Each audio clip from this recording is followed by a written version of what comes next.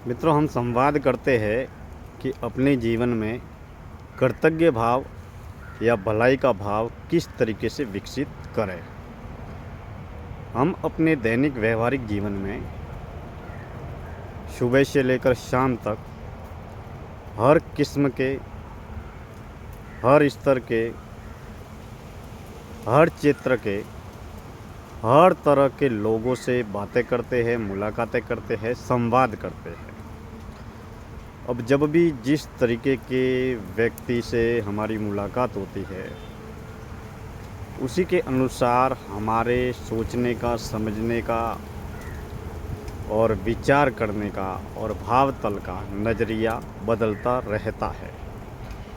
लेकिन अगर हम आत्म केंद्रित जीवन को जिए, हम किसी अन्य व्यक्ति, विशेष, वस्तु, धन, साधन, हाल, हालत, अवस्था, व्यवस्था के तमाम तरीक़े के प्रभावों से मुक्त रहकर जीकर हम अपने आप की व्यक्तिगत, आंतरिक, स्थिर, स्थायी अवस्था में आत्म केंद्रित जीवन को जिए, तो बेशक हम बाहरी बाजारू प्रभावों से मुक्त हो सकते हैं, रह सकते हैं और जी सकते हैं। अब व्यक्तिगत जीवन में, दैनिक व्यवहारिक जीवन में हमें हर तरीके के लोग मिलते रहते हैं। कुछ लोग सकारात्मक होते हैं, कुछ लोग नकारात्मक होते हैं, कुछ लोग सात्विक होते हैं, सतोगुणी होते हैं, कुछ लोग तामसिक, तमोगुणी होते हैं और कुछ लोग रजोगुणी होते हैं। हर तरह के गुण, धर्म, स्वभाव वाले लोग हमें मिलते रहते हैं, लेकिन हमारा भाव तल कैसे शुद्ध और सात्विक बना रहे। कुछ लोग जिसमें राग, द्वेष, ईर्ष्या, जलन, नफरत, अहंकार के तमाम तरीके के विचार, विकार और अहंकार भरे होते हैं।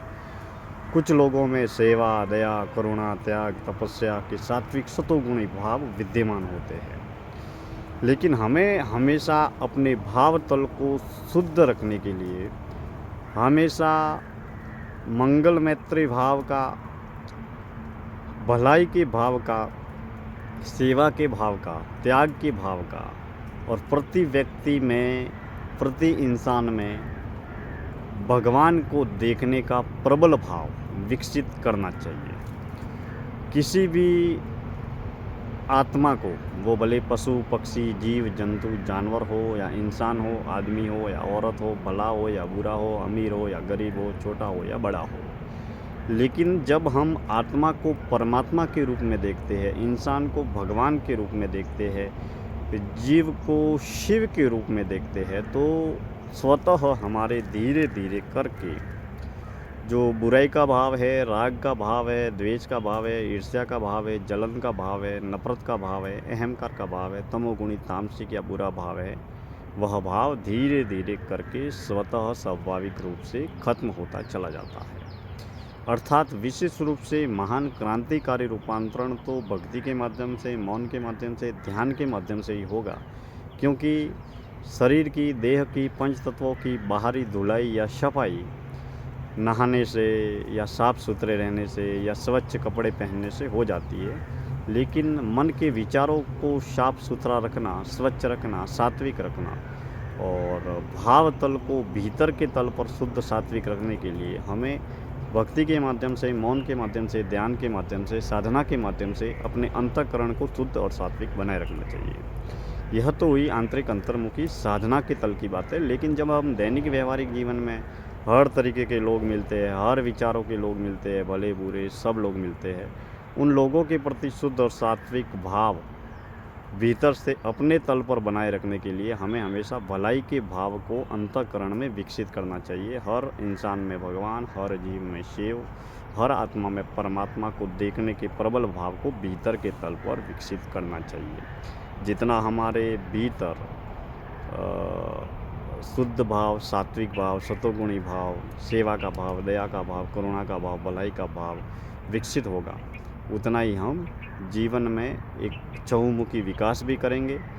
स्व कल्याण भी करेंगे, आत्म कल्याण भी करेंगे और जन कल्याण भी करेंगे। और जैसे हमारे भाव होंगे, विचार होंगे, मन होंगे,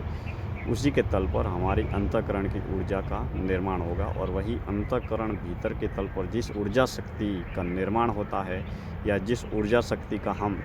तमोगुणी रजोगुणी से सात्विक सतोगुणी दिशा में सक्रिय करते हैं या उसको रूपांतरण करते हैं, यही हमारी आंतरिक आध्यात्मिक उन्नति या तरक्की की प्रथम पहचान है।